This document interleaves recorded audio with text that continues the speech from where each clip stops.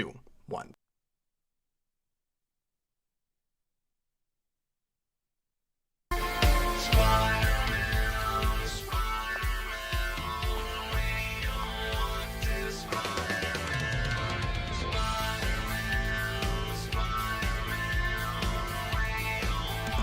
Hello, everyone. Welcome back to the Captain Logan Show. 'Tis I, Captain Logan.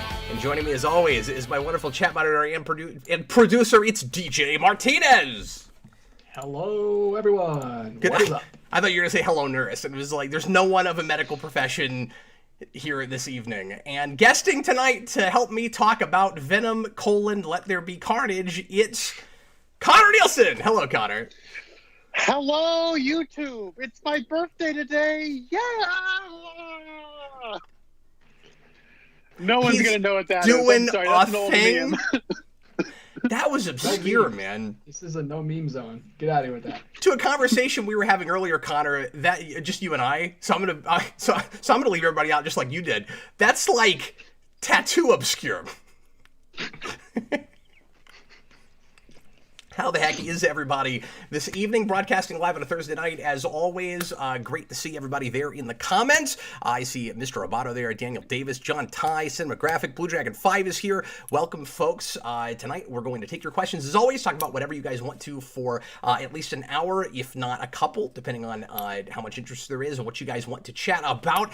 And we're going to, before all that happens, talk a little bit about, like I said a minute ago, Venom, Let There Be Carnage. It's going to be the lead-in topic for this evening. Conner and I are going to give you a little mini, hopefully mini. I would say this, and then they end up being, a third of the show. But we're going to do a little how we felt about right here on the Captain Logan Show on the Venom sequel. And before that, even, let me do a few announcements real quick. Conner, thanks for joining me, man. Thanks for hanging out on the show this evening. Well, thank you for having me. It's actually turning out to be quite a busy night for me, because after this I'm going straight to the theater to watch the new James Bond movie, and then I got to get to sleep because in the morning I'm actually flying to Atlanta to go see DJ. Oh, are you really? I didn't know about that. Yeah. Cool. Yeah, I'm doing great. Thanks for having me. Hopefully I'll be there to pick you up at the airport. DJ, you look real wide awake this evening. Busy day, guys. Busy day. But I'm going to get some sleep too tonight, Conner, hopefully. But we are doing After Dark, so maybe not. So are you guys just getting together to hang out, or? Yeah, pretty much. Conner just wanted to, I don't know, he just said he wanted to take a trip to Atlanta. I was like, sure, you're welcome to our guest room. Conner likes getting on airplanes. He does. That's the thing I've learned about him. He just really likes flying places. They have free movies. I mean, why not? So, speaking of the new Bond film, we are going to cover that next week, so you'll get to see Conner again next Thursday night if he is available and able to hang out. Otherwise, I'll just talk about it by myself for a couple of minutes, unless DJ manages to see it. But yeah, that of course will be the lead-in topic for next week. Conner, I'm really curious about that movie, a little bit nervous. I hope it's great. I think there's every possibility that thing crashes and burns, but I hope not. When it comes to James Bond movies, like, I have a very zen mentality about it. There have been a lot of bad James Bond movies. There have been a lot of good James Bond movies. And, Spectre I like more than I think a lot of people, because it's an okay version of a bad James Bond movie. And so, I don't know, that movie didn't, hurt my feelings like it did a lot of people, but, oh well, I can take or leave it. And this one, it's a new one. I'll check it out, I don't know. I really don't have a whole lot writing on the quality of it. Besides 3 hours, that is a lot of. That's a long time. Yeah, especially if it's not good. Mm-hmm. Yeah, I don't have a lot of dog in the James Bond fight usually either. But the problem was I adored Skyfall, and that was the sequel to Skyfall, and it just didn't. I was too invested, and it just didn't work for me. So anyway, other stuff to mention real quick, like DJ alluded to a minute ago, we are going to do Captain Logan After Dark tonight, and it's not just me, but some other magnanimous folks Conner's got to run off and watch James Bond for 3 hours, so hopefully he enjoys that. After Dark will not be 3 hours tonight, because I have things to do afterwards. Not seeing James Bond, doing that later, but anyway, we're going to have DJ there. Austin will be there a little bit later. He can't be there right at the start, and Brandon should be there as well, and we're going to answer some pre-written questions from from Patreon, but we might do a little bit of live questions as well, and we're all going to bring in some topics too, so it's going to be just a fun discussion night over there, uncensored, talking about whatever anybody wants to, really whatever anybody wants to, and it might get wild and crazy. And then tomorrow night, live, I'm doing a mini marathon of Venom-related 90s Spider-Man cartoon episodes with Austin. We're going to be doing the Venom 3-parter from the first season, and then we're going to do the Bizarre Carnage 2-parter with all the weird occult stuff and all of that, with Dormammu later on. So 5 episodes tomorrow night, and tune in for that if you're so inclined. That'll be after 10 my time, so pretty late, but of course you can watch that after the fact as well. I've got a brand new episode of Superhero Rewind Unscripted on Sunday on the dreaded 1997 Steel movie, so look forward to that. I had to sit through that twice for review, which was nuts, and it was fun to talk about though, so tune in for that. And I want to thank everybody for all the support and encouragement on the new format for the show. I really didn't know if it was going to work. I really didn't know if anybody was going to accept it, and if that was going to just completely crash and burn and get 15 views. It's done really well, and I want to thank everybody so much for making that viable, because that's the only way I can do that right now for the foreseeable future. And I got a lot of comments from folks that not only were okay with the change and the compromise, but at least a couple of people that even somehow enjoyed it more than Scripted Rewind, which blew my mind, and I was really surprised to hear that. So thanks a bunch to everybody. That's what it's going to be like for now at least, and we'll have that as often as humanly possible. I'm not promising weekly, but I am going to put out another one this week because I've got another one shot, and that's the hope, is to do it as close to weekly as possible. Batmosphere is hopefully returning next month. I've been in contact with Dan's News, and he and I are putting together some stuff. We're going to try to come back and do another show for you in November, but in the meantime, next week, he and I are going to do a special Sunday live show on the new DC Fandom, which is supposed to be next Saturday, I think, next week. And so we're going to watch some of that stuff, and then kind of report on the news and talk to you about what we think about what is apparently coming, and just how DC Fandom is handled, and if it's as awkward as some of the last one was. So that's becoming something of a ritual for us, I guess. Let's go ahead and jump over now, just real briefly, to some recent Square Offs polls. I'm going to put on my Square Offs hat. Here, you know what? I was going to put this on, but it doesn't fit over my headphones, because I don't usually wear headphones on the show, because we've got 3 I ended up having to. Oh, one more announcement that I totally forgot to do before we jump into Square Off polls. I got my first tattoo last weekend. I really did. And I told everybody last week that I was planning on doing this, and it happened. I didn't chicken out on it.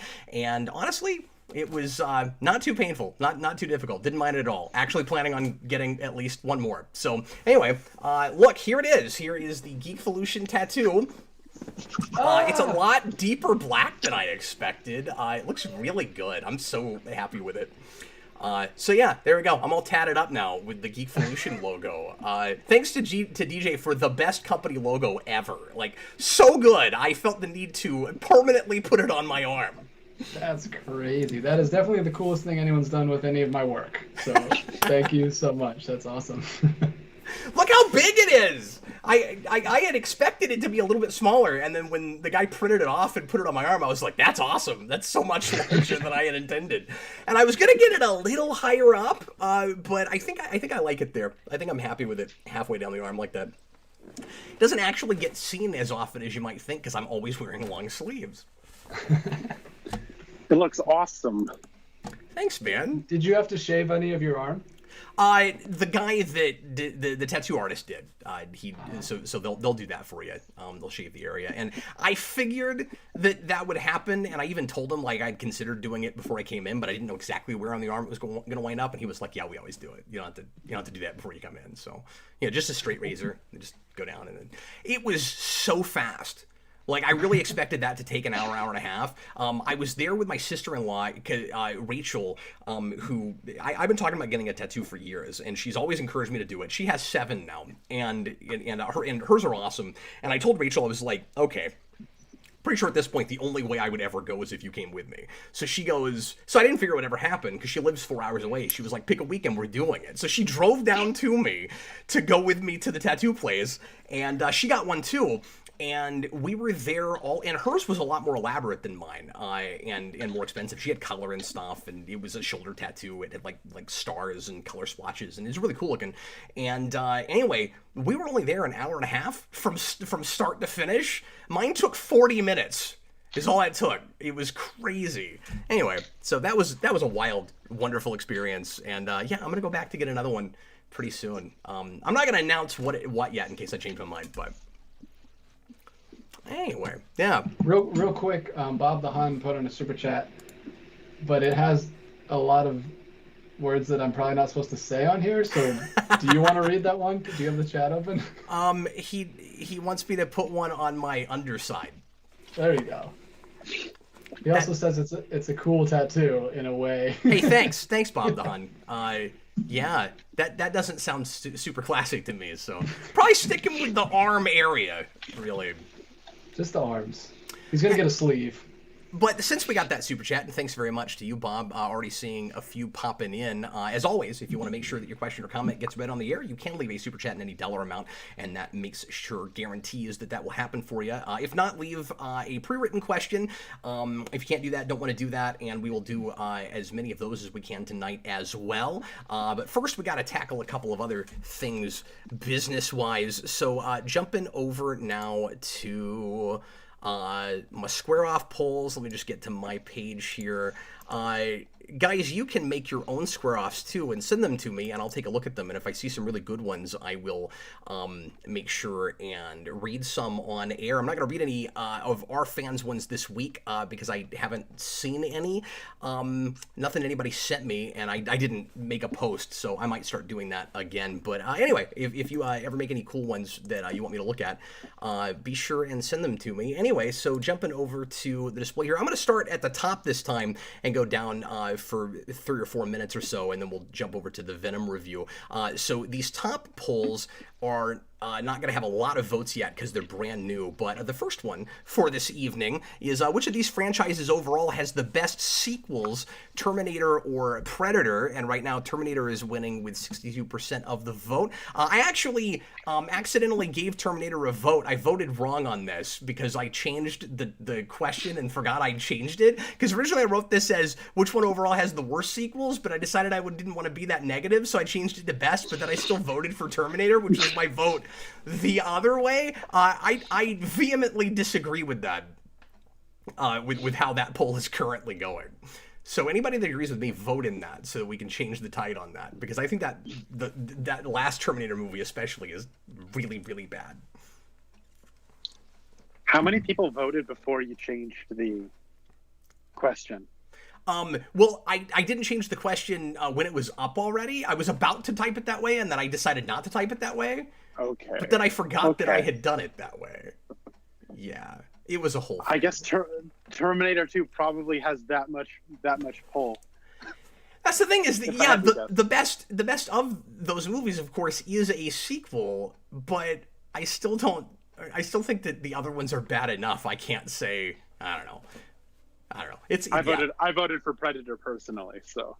See, and I think you're right. Which of these versions of Mario Kart would you rather play, Mario Kart 64 or Double Dash? I figured 64 would win this, but I thought it would be wider than it is, so that's pretty cool. I think Double Dash is technically the better game, but people have more nostalgia for 64, so I wrote that just curious to see what people would say. Connor, do you have an opinion on that? The only Mario Kart game I've played is the one for the Wii. I voted Double Dash. Double Dash all the way. I have the most nostalgia for that. I used to play 64 a little bit. I used to play a lot, actually, but I have much more nostalgia for the Double Dash. Darren Root says it depends on whether Alien versus Predator counts. Yeah, that's fair. I wasn't even thinking of those when I wrote that question, but it has Predator in the title, so I guess those would count. Yeah, it's real neck and neck. That's why I wrote it like that.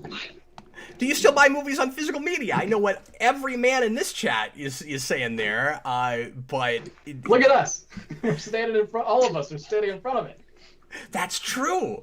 Even my superhero collection is behind me. Yes, I have to own my favorites or no, I stream everything. Only 37% with no, I stream everything, and that actually surprises me. I thought that would be closer. Okay, so everybody, I know I accidentally spelled Electra wrong. I always go back and forth on that, and then when people started voting, it didn't allow me to go back and change it. So Electra is spelled wrong. Deal with it. Which panned female-led superhero movie would you rather watch, Catwoman or Electra? This is like this for me. What say you, Connor? I have not seen Electra, but I just watched Catwoman for the first time a little over a week ago. That legit might be one of the 5 worst movies I've ever seen in my life. Oh yeah, it really is the worst. I like the movie gave me an actual headache. Like there were scenes that I felt dizzy while watching it. I had to stop it and go somewhere else. It's awful. And that scene where they're analyzing the 2 sorries that were clearly written by the same person, and the guy's like, these were written by 2 different people. I'm like, is this movie gaslighting me right now? Are you kidding me? Get out of here, movie. A lot of people that vote, and that one is neck and neck, by the way. It's 51% for Electra, 49% for Catwoman. A lot of the people that voted for Catwoman said it's one of those fun movies to riff, and Electra is just boring. Yeah. I've only seen Electra, but I voted for Electra. Throw a couple more at you. If I remember to do this, I'm going to do these for each rewind. How would you rate Lego Batman movie on a 4-star scale? Obviously, we only have 2 choices, so 1 or 2 and 3 or 4. I figured almost everybody would say 3 or 4 on this, and was surprised that that the bottom 2 ratings got as much as a 34% out of 121 votes. Whoa. Would you rather live through an alien invasion or a zombie apocalypse? I love this question so much, and it's also super neck and neck. Alien invasion, 55%. Zombie apocalypse, 45%. What would you say, DJ? Aliens. I don't know why. I just feel like zombie apocalypse would be worse. I don't know. It's like you have to survive, and also there's nothing. Everything's gone and closed. At least aliens, I don't know. I feel like I guess it's kind of the same thing, but aliens would at least be cooler. I like aliens more than I like zombies. Watching as much Walking Dead as I have now, it's really hard not to vote for Alien Invasion, just because, once you live long enough that you become the villain. No, once you live long enough that there's not hardly any resources left, and nearly everybody on the planet is dead and stuff, it just gets really, really miserable. And even if the aliens are, oppressive and freedom is gone, they might be benevolent enough to allow you to live and have electricity and play video games every now and then. I don't know. Yeah. Alien invasion movies aren't as apocalyptic on the whole as all zombie movies, pretty much. Generally not, unless they want to wipe out the whole planet. And I guess I could have been more specific about the alien invasion, but it only gives you 100 characters, so I couldn't be that specific. But if it's Independence Day aliens, no, they just want to blow us all off the face of the zombie apocalypse. You have a chance. Yeah. Over that, but I think it's a fun debate. I like Spedivescu's answer on this, actually, and he's a guy that leaves a lot of super chats, pops in on the live show. Aliens usually have superior tech/firepower, so what could I realistically do? In a zombie apocalypse, I could try to find an area where there are fewer of them and do my best to survive. Yeah, that's definitely the argument for it. Mm-hmm. Mm-hmm. I feel like there's an inevitability, though, with both of them. And if it's going to end fast, I'll take the alien invasion if they're Independence Day aliens. But also, no matter what, there is some kind of awe and wonder to, guys, aliens exist. They want to kill us, but they exist. That's pretty cool, right? Whereas, oh, great, zombies exist. I always kind of figured they did. They just look like my teacher, but dead. Oh. Yeah. One more real quick, and I wrote this the day I got my tattoo. Would you rather get a tattoo of the Batman or Superman symbol? 142 votes on this. 65% said Batman, 35% said Superman. That's about what I figured on that. But I wrote that because I go back and forth on that. I don't actually plan to get anything that mainstream, just because everybody and his dog has a Batman or a Superman, and I want mine to be more unique than that, I've decided. At one time, like I do with kind of everything, I figured I would just be mainstream guy, and if I ever got a tattoo, I would get like the most obvious thing, just be a big bat symbol or something. Boy, I can't get excited about that for whatever reason. I already have rings that are on me all the time, so I don't know. I'm not sure right now if I'd pick a Batman or a Superman. I actually had kicked around a Death of Superman symbol, and then I looked up tattoos that people had tried to get of that. The blood doesn't look good on a tattoo. Like, it just doesn't really work.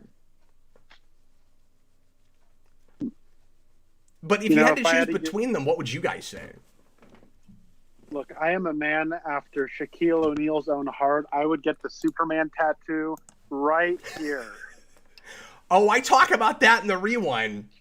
Like, we're going to have Superman references, and he's going to, even though it's not going to actually be a spin-off of Superman, and we're going to have, John Henry Irons be all by himself, and we're not going to ever talk at all about his history with that character, whether he's a Superman fan, why he has that, nothing. Why the guy has a tattoo, not only that is the Superman symbol, but says Man of Steel on it, as if he knew someday he would build himself a giant mech suit. Look, Batman Forever is a video game inside this universe. I have no idea what it has to do with Superman.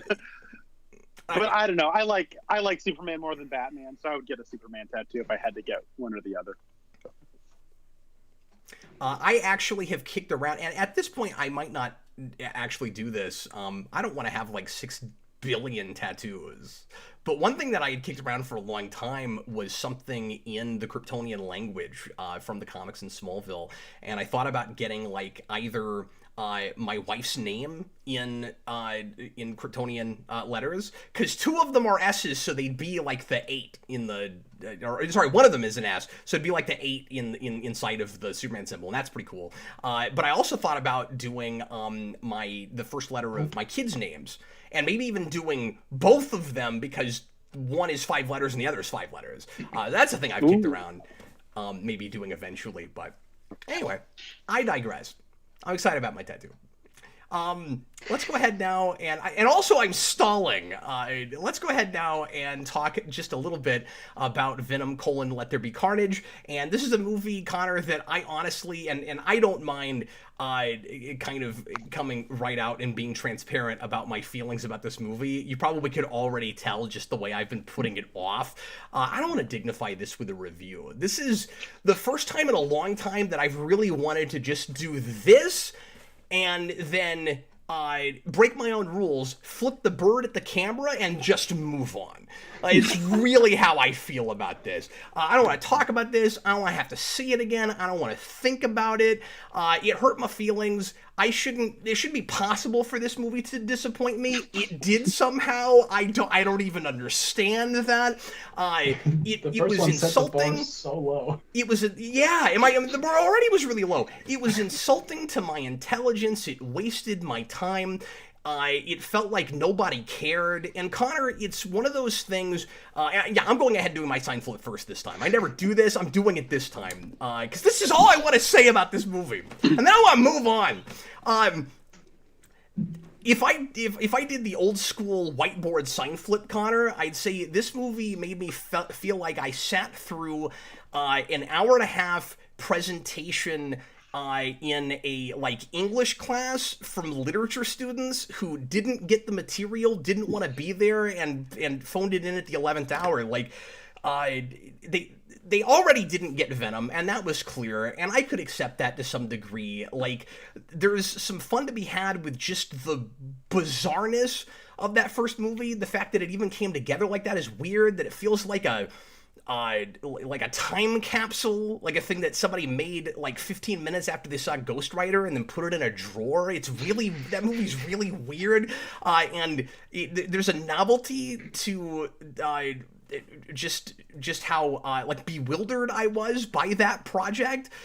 And also, I had already been burned once by Venom, and so you could say well, it's even worse because now we got burned again, but I was already kind of used to just Hollywood's not gonna do Venom right, and so there's there's that. Like I've heard people like Dan Torrey who went and saw this and had fun with it on that riffing level again, where it's like it's just so insane and bombastic and everything is wrong and it's fun to make fun of, and that is worn off on me, man. Like this was Turtles Out of the Shadows all over again for me. Yeah, I hated almost everything about it, and we'll talk about it a little bit after Connor does his sign flip. But Connor, I think maybe this will be the last thing I say real quick before I go to you. I think part of the deal is, and I didn't realize this about myself, but since I was a kid, I've been waiting for Carnage on screen. Because I'm a big symbiote fan. I've always loved Venom and Carnage, and I always thought that if Carnage was done right, he could be so magnificently scary. Just like an absolute horror show in the middle of an otherwise upbeat superhero franchise with like some real heroic values and that kind of thing. And nobody making this seem to like Carnage. Like, the title is Let There Be Carnage. There isn't Carnage. They didn't let there be Carnage. It isn't Carnage. And it wasn't really Venom in the first place either. But how do you mess up Carnage? Like, we messed up the...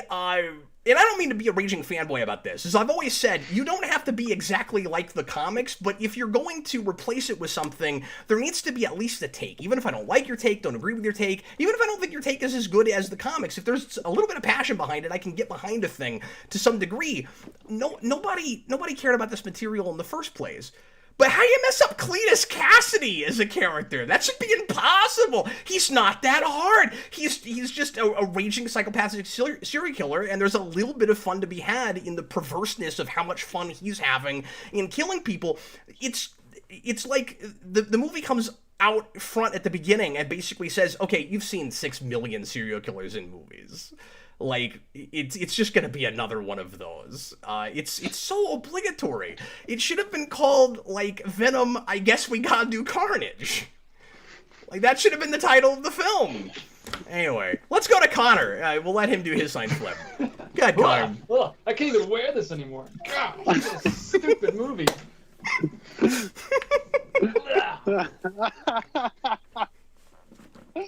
He got rid of the symbiote. That was so easy. Good. Yeah, I've got a bell. It's right off frame, but there's a giant bell tower right above me. Is it going off eating chickens and complaining about it? Is that what it's doing? My son looks over it, because there's this whole dumb thing in this where it's like, Venom, the symbiote, Venom, you gotta go eat chicken heads. You can't have people. Just constantly. It's the angry married couple thing. This whole thing is a sitcom that doesn't work, and it's like, oh, you gotta go eat chickens. And Venom's like, well, the thing that I need to survive isn't enough of it. Isn't in the brains of chickens, so I gotta have people. My son just looks over at me and he goes, Dad, there's other animals. Why does it have to be chickens? Why does it have to be chickens? No, you see, Cap, that is a subtle commentary on the fact that vegans have to take B12 supplements because they can't get the right vitamins from having no meat products. And what the... Maybe there is something. I'm sure they Googled this, Totally and this was... I'm sure they Googled this, and this is supposed to be one of those things where I can't complain about the movie because you looked it up. What the hell is in both brains and chocolate and nothing else? Is that a thing? Like, is there something? Okay. I don't trust this movie with anything. Why is Eddie Brock so dumb? Why is he so dumb? Like, the first movie at least sort of had a take on that character, even if it didn't care about the symbiotes and stuff. And then it gets to this, and he's like, he basically needs the symbiote to tell him what maps are. Like, I'm sorry. I'm so glad I didn't see this movie. Go ahead, Connor. So, I don't need... I'm going to mute myself. Take it away, Connor. Look, I don't need a sign for Venom. This one with Carnage it is the exact same movie as the first one. I know that a lot of people had a novelty with that first one, as Cap was alluding to. The novelty was completely lost on me. I get that Tom Hardy was being wacky and unexpected. That movie itself did not come across to me as something bonkers and wacky. And can you believe they released that in theaters? Yes, I can, because it's such an overblown but like half-hearted attempt at a blockbuster, which is what most bad blockbusters are. And like, it's insane to me that movie came out only a couple of months before Aquaman, and that movie is, I can't believe they released that in theaters. That is actually pretty insane with just how over the top they went with it. This movie is directed by Andy Serkis. I couldn't tell. I've never seen any of Andy Serkis's other films. He directed a movie called Breathe with Andrew Garfield and Claire Foy in 2017, which I did not see. Oh, cool. And he directed the Mowgli Jungle Book movie for Netflix that I also started but didn't see. I watched like 10 minutes of that movie. I thought it looked pretty cool. I thought it looked pretty cool. I wanted to go back and finish it, but time got away from me because it's a Netflix movie, and I never watch any Netflix movies. They're always going to be there. But the thing is, with this movie, I don't know what really to say. I just don't like Venom. I don't like him. I don't like the voice. It sounds to me like a dad putting on the goofy monster voice for his 2-year-old, and I don't find that amusing. And it's just basically the first movie as it currently exists is a movie production put a shotgun in its mouth and hit the trigger, and fragments of editing and special effects and acting clips and all this stuff was just all over the place. Somehow it crossed $800 million at the box office, and they said, all right, do it again. And now Andy Serkis is brought on in here, and he's like, I got to reverse engineer a disaster? I don't know. What did you guys do the first time? Oh, you put on a Cookie Monster voice? Do that. Sure, why not? He fought a giant goo monster. Okay, do another one. We set up another one. We said like somehow Woody Harrelson's talking about there's going to be carnage, and then he gets a symbiote inside of him, which I guess symbiotes produce asexually, and they hate their fathers, I guess. And sure, who cares? It's all about making a wacky movie, right? Who cares? Doesn't matter. And I got these movies do two things simultaneously that I didn't know was possible. It simultaneously annoys the crap out of me, but also brings me to the brink of sleep. I don't remember half of the first Venom movie because I was trying not to fall asleep half the time. Luckily, right as the movie was starting, a small army of teenagers sat directly behind me, which honestly was like the best part of the experience because I got to understand what do people see in this, and they had a good time. So I was at least sort of able to go, well, at least they're having an okay time. And it was hilarious during the climax because I have no interest in these movies. They were loudly, I predict this is going to happen in the climax. Spider-Man's going to show up. That's my prediction. All of the Spider-Mans are going to show up. I don't know why they thought that, but they did. And oh my word, at the very end when they do some sequel bait, that's not a spoiler. Everyone knows a sequel bait. It's a superhero movie in 2021.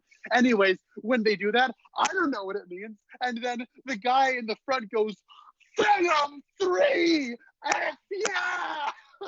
It was hilarious. My friends and I were laughing about the people we saw the movie with, and I basically have forgotten almost everything about the movie.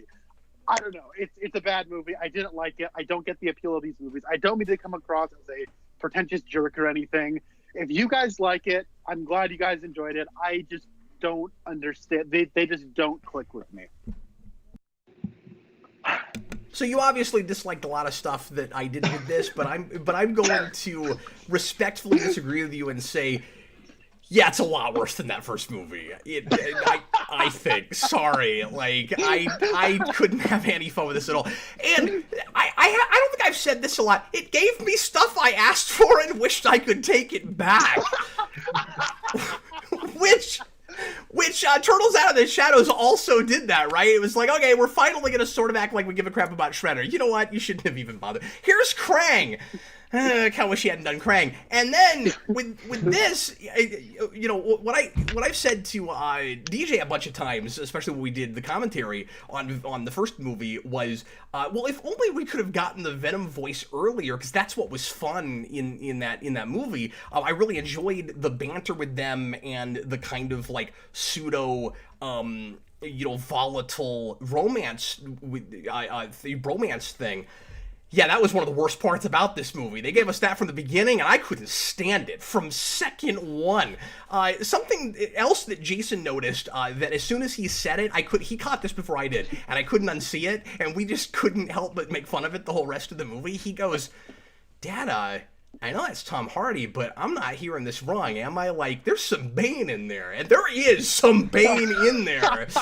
And just listen for it, because it's indisputable. I'll find, when it comes out on video, I'll find the exact places where it, I mean, I don't want to, because I don't have to sit through it again, but I mean, I will, obviously. You were talking about your experience in the theater, and as I always say, that is going to color your appreciation or lack thereof for a movie, always, of course. And I think it's really funny that, like, you still didn't like this movie, but that made it more tolerable just because you got to listen to teenagers losing their mind about a thing you don't care about. My experience probably hurt the movie to some degree, and I have to admit that. But I really want to talk about it, because it, even more than the way Carnage was handled, and that he's almost like a anti-Carnage, and what's handled with him at the end, just doing a Cletus Cassidy and a Carnage that aren't symbiotic, that don't go together. If you're gonna completely miss the point of the character, give us something, anything to replace it with. No. Anyway, again, wait, I have a quick question about Carnage. Yeah. Does Carnage have kaiju powers?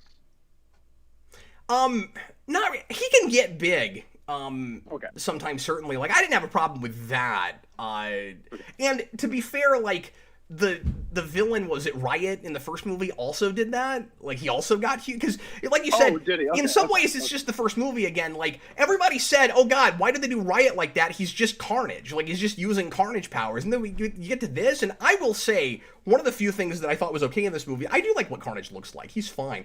But he doesn't get to do any of his signature Carnage stuff, really, because we did all that in the first movie. So, like, you know, Riot, you gave him, like, the scythe hand and the knife hands and all that. And it's like, well, we did that already with another symbiote that nobody's heard of.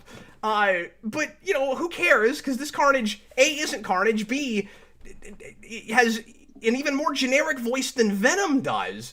Like, did they have Woody Harrelson also do Carnage's voice? I haven't looked into this. The same way that they've got Tom Hardy doing Venom's voice, because if they did, the man had no take, and they should have gotten anybody else.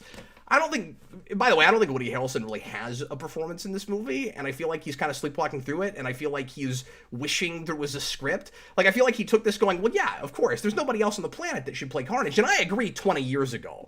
But then he gets the role, and I'm just imagining him reading the script and going, what the heck is this? You know, and then he's already signed on, he's got to do it. I don't know what you should expect after wearing that wig and saying that line that becomes the title of the film, but whatever. I don't know about you, but I really enjoyed the first scene of the movie a lot, where he's talking to Shriek, Banshee, whatever her name is. Shriek. And Shriek is, by the way, a character I like in the comics, and she was nothing here, and yeah. Okay, just on a quick aside. People just have superpowers in this universe suddenly? I guess so. All right. Here's my thing with Shriek. I will just say this, and this is, you know how like a nitpick is like a negative thing about something that you don't really count against the movie? This is a positive thing about the movie that I also won't count for the movie, so it's like a positive nitpick. I do kind of like Naomi Harris's performance in this. She's trying to be like cool girl, but like 1990s cool girl, when like probably the last time she was in the actual world. She kind of has like a bit of like a TLC kind of thing going on with her, and I don't know, I thought that was at least a concept or an idea for a character, but they didn't really do anything with it. But the opening scene of the movie, he's like talking through the pipes with her, and she's like, Cletus, they're gonna take me away, and he says, no, they can't do that. And then immediately guys bust right in and start taking her. I was like, oh, they're taking her now. Oh, it's not like in a week or so. Right now. Informed about it. Right now, we got to take her away. Also, now that you said that, that's hilarious. Minor spoiler, but I have to mention this now that you've said that. This is in the justice system works real swift in this universe, right? Yes. So the whole reason that Eddie Brock, sorry, I can't remember character names because they're not the characters from the comics. The only reason that Cletus Cassidy hates Eddie Brock is because he does a thing, he does some research, he figures out, well, actually, his symbiote does, because he doesn't understand how anything works and he's a total idiot. And his symbiote is like, here's some research, and he's like, oh my god, we figured this thing out. And then they publish something in the paper, and then Venom, or then Cletus Cassidy gets the is going to get executed, and he was supposed to stay in prison, but he's now finally going to go back to death row for like a day and a half, and then he's just he's just going to get executed. I couldn't believe that. I was like, you know what I was waiting for? And actually, now that I say, this was another thing that Jason said, and it was hilarious. Jason's getting really spry with this stuff now, you guys. Like, he's becoming a decent reviewer in his own right. He looks over me, and as soon as we find out that Carnage is gonna go, he's not Carnage yet. And obviously the way he becomes Carnage is insane. So if anybody bites Venom, just anybody. Anyway, so he goes, he's gonna go on death row, right? Jason looks over at me, he goes, 5 years later. That's what should have happened. That's what should have happened. It's a day and a half. Jason's go, wait a minute. That's hilarious. Yeah. How did a kid that young think of that one? That's good. That's good. He's pretty. I don't mean to just brag on my kid, but he's witty. Anyway, so I had one of the worst experiences I've ever had in a theater, and it's not just because I really detested this movie. So you were talking about teenagers sitting right behind you. I had people of a different ilk sitting directly behind me, and it made me really sad. It made me really sad. And if I had been there all by myself, I might have walked out and come back and seen the movie later. I'm going to try not to be overly dramatic with this, but I mean, like, I almost teared up over it. It really, really, really bothered me. There's a family behind me, and they brought, like, their 3-year-old daughter, right? And every time Carnage is on screen, she is, like, terrified. And I don't mean, like, irritating screaming, like, oh god, there's a monster, mommy. I mean, like, thought it was gonna jump out and murder her. And she was gonna have nightmares that I could tell. And her parents were laughing. Like, they thought it was funny. And they made her sit there through the whole movie. And every single time Carnage is on screen, she has this just blood-curdling reaction. And I wanted to stand up and tell them what they could go do with themselves for doing that to their kid. I couldn't believe it. And that colored my whole viewing, obviously. I'm pretty sure I still would have hated that movie, but I hated that evening more. And I don't know. Again, I don't want to be super dramatic about it, but, like, it was hard to get over that. I could not believe that was going on right behind me. That if that had happened to me, that might be the worst theater going experience I've ever had. That sounds awful. That makes me so angry, and I wasn't even there. I felt so bad for that little girl, man. I mean, like, she was just she was traumatized. And I mean, I'll say that the on-screen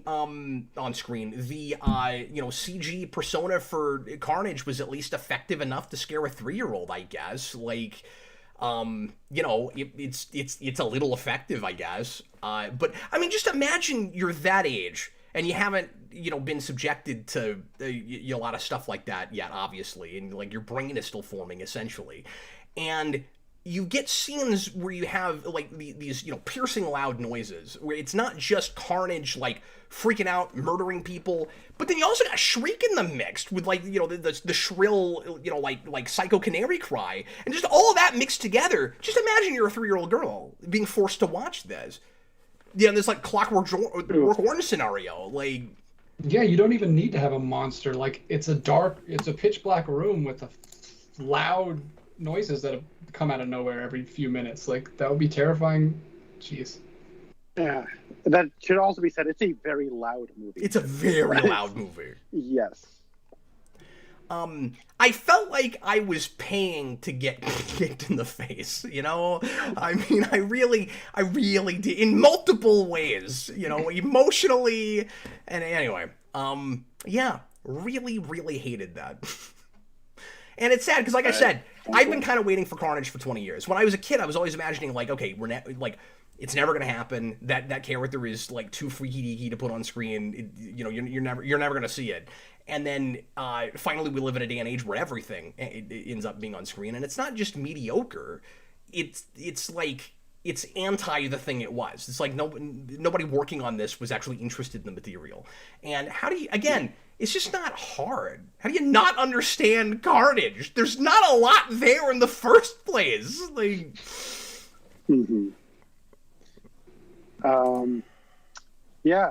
I thought that. Wait, hold on. I don't know. Like, they tried doing a little something where Cletus Cassidy's in love with a woman who has like the weakness, whose superpowers the weakness of a symbiote. Like, that's an idea, I guess, but they don't really do anything with it. I don't know. It's no, and it made me overall want to go back to Maximum Carnage, because I can't remember how that's handled in the comics. Like, it's just been too long since I've read that. Surely there's something about that there, because yeah, like you've got the Carnage symbiote, and he's dating, because they date in the comics, but they're not like childhood sweethearts or something. Like, they meet in prison in present day, in that, and I guess yeah, you'd have to figure something out, but then if it made me realize just how long it's been since I read much Carnage stuff. I was like, wait a minute. Does Carnage even have exactly the same weakness that Venom does? It made me wonder if, like, Carnage isn't actually affected by sonar the way that Venom is. I just can't remember. Maybe that's how it's handled in the comics. I just don't remember. There was one part that did get a genuine laugh out of me, and it's the part where Eddie is going to see Cletus Cassidy, and Venom's talking in his head, and he says, "You suck," and he says that right as he's walking into like a room, and a woman just looks up and is like, "Excuse me," and then Tom Hardy says, "Yeah, I got nothing." He has no excuse for it. I thought that was legitimately funny. Other than that, though, kind of pretty much a total loss for me. That's pretty much all I got to say about the Venom one with Carnage. So. Tom Hardy Venom. I guess we're gonna do Carnage. Tom Hardy had story credit on this. Yeah. He sure did. If anybody wants to ask us anything more specific about that without going into massive spoiler technology territory, I don't know that anybody's really going to care if we spoil this right now, but feel free to leave a comment or a super chat. Otherwise, we're going to move on, and I'm going to end things here after at least an hour, if not before, because we've got After Dark tonight. But DJ, go ahead and start throwing questions at us. I know we're an hour in before we even started answering anything, and I'm sorry I went to Tirade Town. I was just like, I don't want to identify this with a response. Then I went, oh, you know what, though? I have a response. And I just could not help myself. So, yeah. Want to bite my own hand off. Okay, DJ, go ahead and throw some questions at us, sir. Whatever folks want to talk about, as always. And I'll try to be slightly less yelly. T-Edge1 put in a super chat before you said your piece, so you've kind of already answered this, but he says, is it suitable for an 8-year-old? Might take Jason on Saturday. It depends on your 8-year-old. It's not suitable for a 3-year-old. Don't do that. You know how I feel about that. Yeah, AMC Comics, but Cap, what about the post-credit scene? I mean, I don't want to be real spoilery. I have things to say about that because it's really, really weird. I don't know. If Connor, what do you think? Should we do the mute the screen for 2 minutes and we'll talk about it, or should we just not bother with it? I really don't have a lot to say about it, so I have a super chat about it, so we can talk about it. Let's do it then. Okay, cool. Brandon Martin, $5. Venom 2 somehow made it and the first one useless just by its mid-credit scene. Why are we doing this now after ruining the origin? That's mainly what I wanted to say about it. Yeah. I mean, I assume Connor, that some of it was Sony not knowing how the rights issues were going to ultimately work out, and if they were going to, still be signing contracts with Marvel. So when they started the Venom thing, they were like, I guess we're going to have to, if we want to do Venom, do it in its own universe, because I guess for whatever reason, I mean, they didn't have to do that, right? But they're like, well, we have the rights to all these other characters, and we'll just make our own shared universe so that if the rights thing doesn't work out, or the contract with them doesn't work out, then we can still make movies with our own characters. And it shouldn't have worked, but it did. It's the craziest example of failing upward I've ever seen. Something you said earlier sparked this thought, and I meant to say it and I missed it, but it should have been course correction. They didn't have to course correct because that movie made $1 billion, and so they just doubled down on all the things that didn't work. It was Transformers 2 all over again. Yeah, very, very, very bizarre.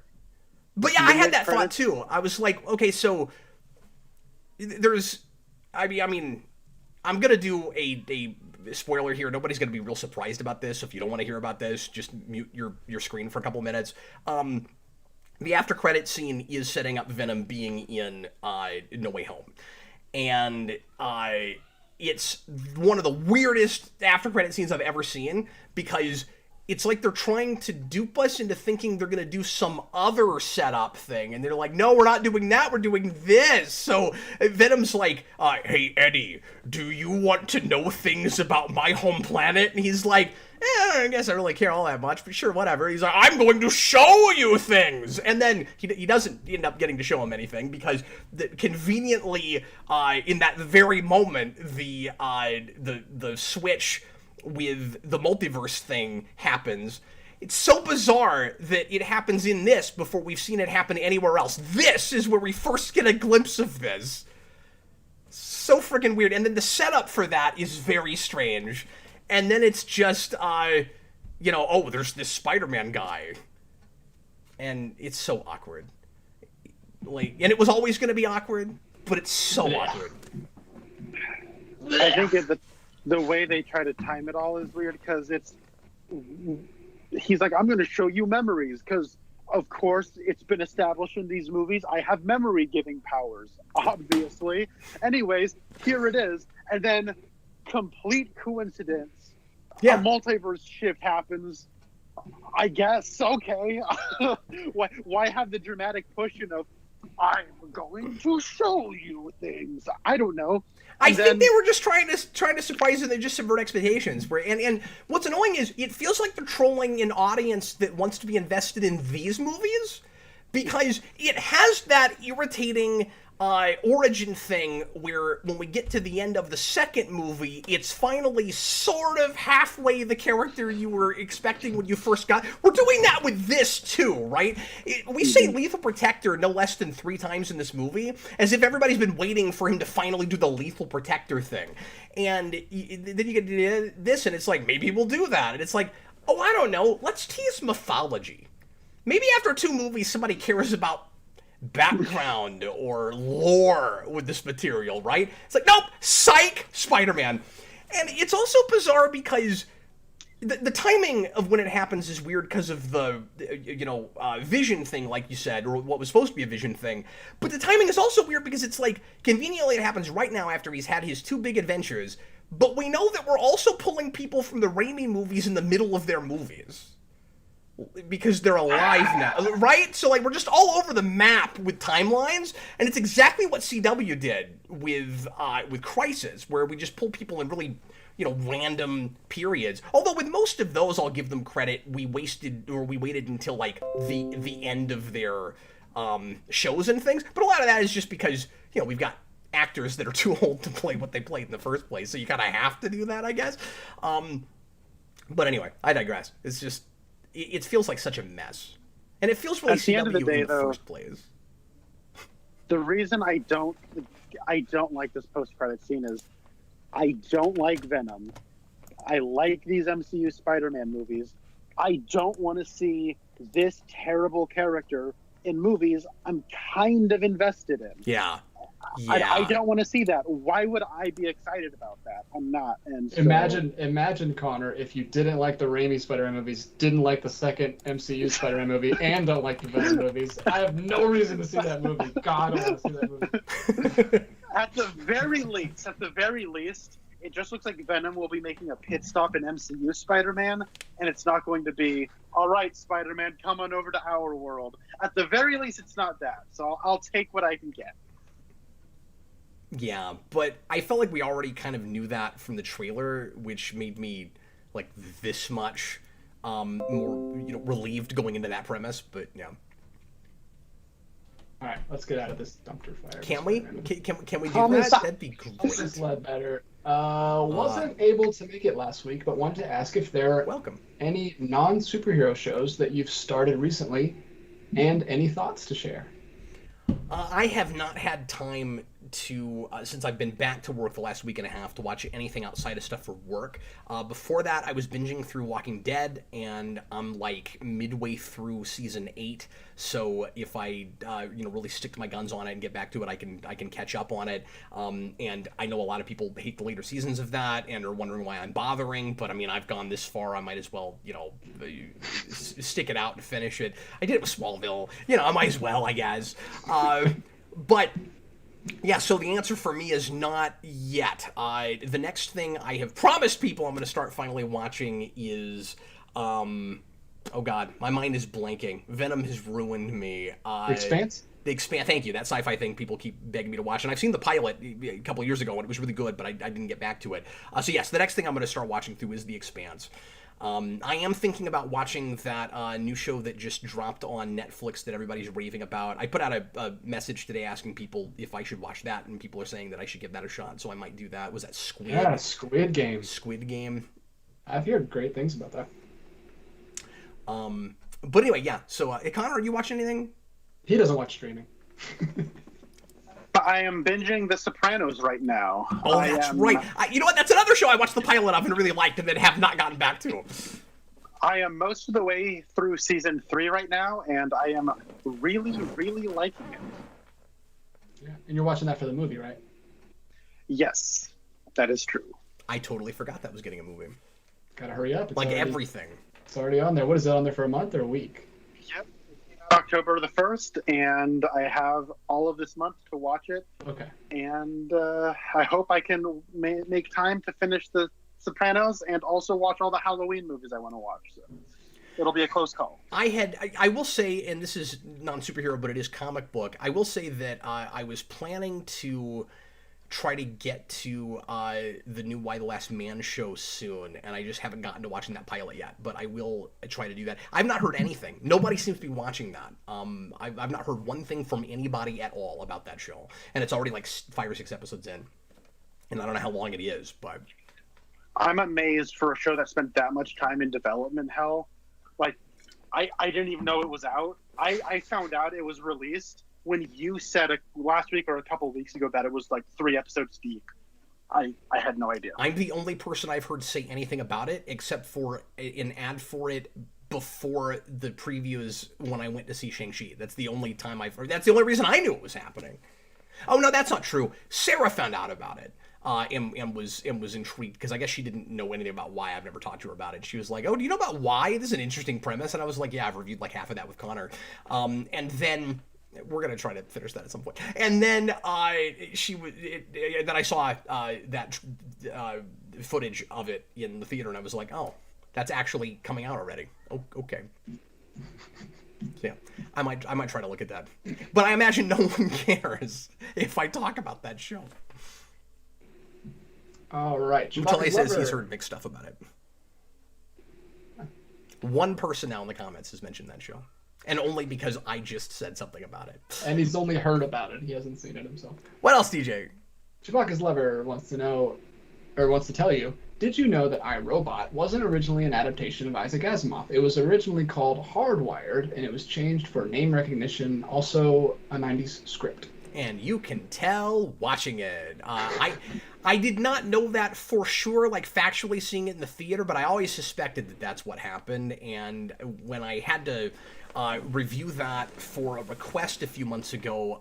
I looked into it and found that out, and I was like, well, yes, of course. It's pretty clear looking at it that that's what happened. It has so little to do with that material, and like the basic ideas thematically are there from Asimov, but 6 billion other robot things have done that. So they basically took a script that was ripping off Asimov and then said, we'll say it's Asimov. And then what makes it even worse is and I probably talked about this in that review, but this always really irked me. Naturally, of course, they put out a bunch of copies of a paperback of iRobot and put Will Smith's picture on the front of it. That character's not in that book. It's a made-up person for that movie, and they're like, now a major motion picture. Nuh-uh. It's a major motion picture as much as, like, Super Mario Brothers 2 is an adaptation, is an adaptation of Mario 1. Like, no, it was a game called Doki Doki Panic, and then they just slapped Mario on it to get it out, because they didn't think Americans would, like the Japanese Mario 2, because it was too difficult and it looked too much like the first game. This is more or less that same thing. All right, Mr. Roboto, $5 cap. You should have DJ count Crypto Freaks, as counting is wonderful. DJ and I have actually had a conversation once about him coming in and being the co-host for that show, and I elected that's right, quite a while back to continue doing that solo. Partly just because I always have, and because I'm likely to just dominate and ramble and not let another person get in a word in edgewise with Crypto Freaks, even though it's not scripted anymore, and it's totally off the cuff, and sometimes there's a tiny bit of dead air while I'm catching my breath and getting my thoughts together. I never want to say never with anything, because I don't want people to come back to this when I change my mind and be like, hey, Cap, you said you weren't going to do it like that. Why'd you change your mind? I mean, it's my prerogative. I can change my mind. I'm probably not going to with this. It's always been solo. It's always been me, by myself. And I'm sorry if that's your way of telling me that the show is not engaging enough without a co-host. But I'm not. But yeah, as of right now, I'm not planning on putting anybody else on that show. I've even had a couple of people come out of the woodwork and be like, I know Smallville better than you. Can I be the co-host? And I'm like, no, I'm sorry. I'm going to keep doing it by myself. I think it would be funny if I just did exactly what he said, where I said nothing the whole time. I only counted things. Like, you just spoke the whole time, and I just popped in when I had to count something. Dude, we could do it like we did when I was at your place, and we did the spoiler cast for the first season of Krypton. You hadn't seen it, and I just told you about it. Yeah. Well, I actually have seen all of Smallville. Yeah. So I would know a little bit. I would more than Krypton. I knew I was completely lost. All right, John Ty. With the increasing popularity of evil Superman, are fans starting to hate Injustice more often than before? Starting to hate Injustice, like the game in the comics? That's interesting. I don't know. I feel like a lot of people... Tell me if you guys think I'm wrong about this. I guess this is a case-by-case thing like anything, right? It depends. Like, it depends on the person you're talking to. Like, if you he's saying, like, by and large, do you think that Injustice is getting a bad rap now for creating too much of an interest in evil Superman, or that, we keep making stuff with that because we think that's what sells now for Superman? I mean... Obviously, we did plenty of evil Superman before that, but I think that helped to popularize it quite a bit. And I've said before that, everything comes with a price. I like a lot of things about Injustice, particularly the comics. And I've got a review coming soon with Austin on the first year of that, by the way.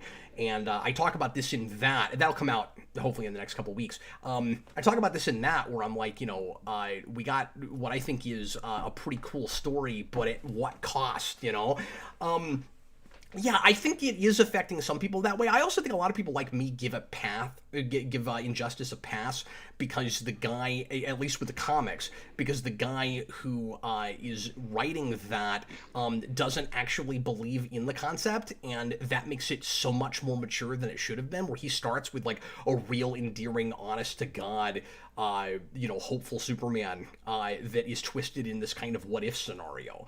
And he's like, yeah, that's not my Superman. I don't see that ever happening with Superman, but that was the premise. I had to write that, so I did my best with it. And it makes it so much better. I have so much respect for that guy. because of that. So I give Injustice a pass, partly because it's like the exception that proves the rule. But what do you guys think? I mean, have you seen any evidence that people are turning against Injustice now because we're getting too much evil Superman? We talk about Injustice since the second game came out. That was like 2017, right? That was a while ago. Yeah. Yeah, I haven't heard anything either. Coming out, but I'm sorry, you're cutting in and out, Connor. What'd you say? Said I guess there is that movie coming out, so Yeah. I don't know. I really haven't been paying attention to Injustice, so. Yeah, but I could see it losing kind of the.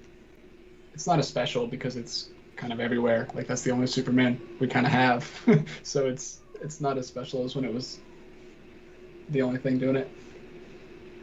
Yeah, absolutely. I mean, in our little Geekvolution bubble here, it seems like we have a lot of viewers that feel that way, where there's too much evil Superman, there's not enough of a variety, people don't appreciate what Superman is at his core, and a lot of people here, I think, feel the way I do, that Superman and Lois was, like, really necessary. Like, thank God we have that now, for, you know, despite the things in that show that don't work.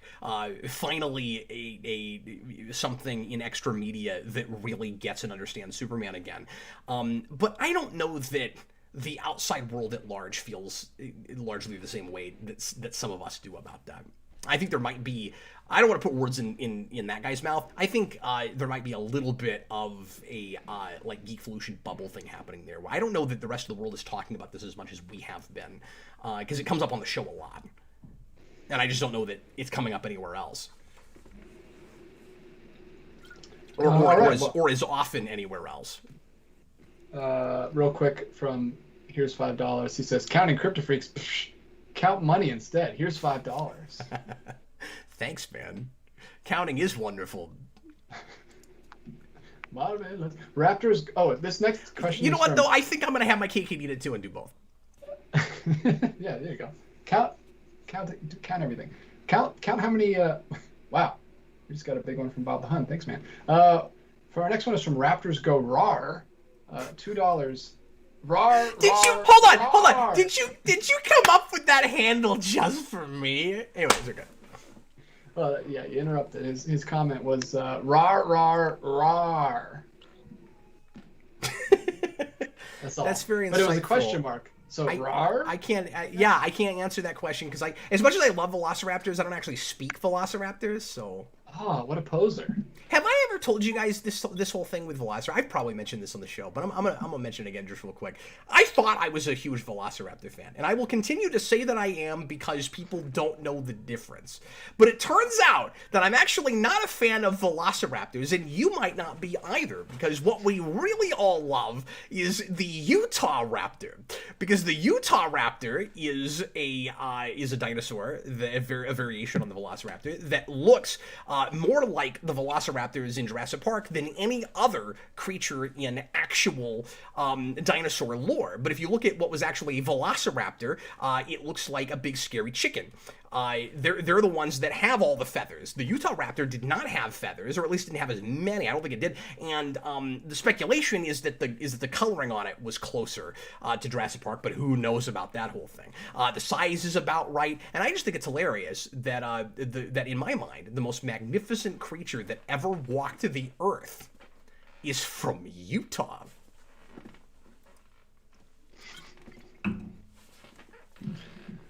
Sorry, we'll have to get back to you on that question, Mr. I'm going to call that today's thoughts. Moving right along. All right, this is Mr. Amato back again, $5. Smart zombie virus exists. Do you become a one to survive a zombie apocalypse, a la retain all faculties, feeling pain and not dying, living a full life? Interesting, yeah. That always, to me, comes with the do I have a soul or not question. You know, because with the kind of Buffy vampire question, it's like, well, even if you got to live forever and you were pretty sure you weren't going to get staked in the heart, or the 18 other things that can kill a vampire, even though they're ostensibly immortal, I wouldn't want to be that, because I wouldn't be me anymore. I'd lose my soul. I'd lose who I was. But if you could be a zombie, but have your faculties about you and be sure that you actually retained yourself and you didn't technically die, sort of like live in iZombie, like if it was the iZombie situation, yeah, I'd do that. To survive, if I had to, yeah. You guys jump in at any time. I just watched the original Invasion of the Body Snatchers this week. Oh, and wow. I almost brought it up earlier, because when you talked about the square off poll, because it's kind of like alien invasion / zombies. Yeah. It's like both. It's really cool. I really, really enjoyed it. Have you seen that yet, Conner? I have not. I do want to. So it's technically from, and spoiler, please watch the movie. Don't listen to me spoil this. It's a 50, 60, 70-year-old movie, but I don't want to spoil it. So if you haven't heard this, don't listen. But it's Am I going to mute my own show? I didn't know. I probably know this. Go ahead. It is technically from space, but they're like plant creatures. So like, yeah, they throw these pods out, and then like the people come out of the pods and they morph into you, and they look like you, and they replace you. And I don't actually understand how it works. It's a little vague. Whenever you go to sleep, it just like absorbs you. I don't know. You disappear, and your mind goes into this one, but you have like no emotions. And it's basically like, after you get taken over, all the people they're kind of zombies, because they are happy that this happened to them, because they don't have to deal with pain or suffering or any kind of emotion anymore. So I don't know. That's kind of what talking about, but you're still a zombie, so it's still not good. But check out that movie. It's a really good movie. Not the 70s one. I'm talking about the 50s one. Yeah, I haven't seen the 70s one. That one you talked about, I think that was directed by Don Siegel, and he actually directed Dirty Harry. But before that, he was a montage director for either Warner Brothers or RKO, and he did the montages for Citizen Kane and Yankee Doodle Dandy. Oh wow, I've seen Yankee Doodle Dandy. That's cool. Yeah, I like how it was directed. It was cool. All right. Chewbacca's Lover, $2. Sounds awful. Saw 3. This is talking about Venom, your Venom experience. He says, sounds awful. Saw a 3-year-old at Joker, and he seemed bored. That's really funny. It's not cool that he was brought to that either, by the by, but some people should not be allowed to be parents. A lot of people earlier were saying that we need licenses to be parents in this country. Yeah, sometimes it feels that way. Obviously, I wouldn't actually advocate for that, but I just wish people were a little bit more sensible. And I don't know what the protocol. Can I just say this real quick? I don't know what the protocol is in a situation like that. I was so torn. There's a part of me that feels like I should say something, you know, and there's a part of me that's like, it's none of my business. And I don't know what the right thing to do is in that situation. I really don't. And even taking the moral thing out of it, it's not going to do anything. They're not going to suddenly change their ways because some guy in the theater told them to raise their kids differently. So like, I don't know if it would even do anything. Yeah, and then I feel like I'm being stuck out back in like the moral paradigm or something. Like, I don't make any mistakes, you know. But like, I don't do that. I don't know. But that seems pretty obvious. I mean, I think so too. But like, everything kind of has a line where it's like, generally speaking, I like to say nobody should tell anybody how to parent their children. But I mean, if you're kicking your kid in the teeth at a grocery store, somebody should probably tell that guy not to do that. Like, yeah. Well, and even if this isn't that, but in my head, it's not.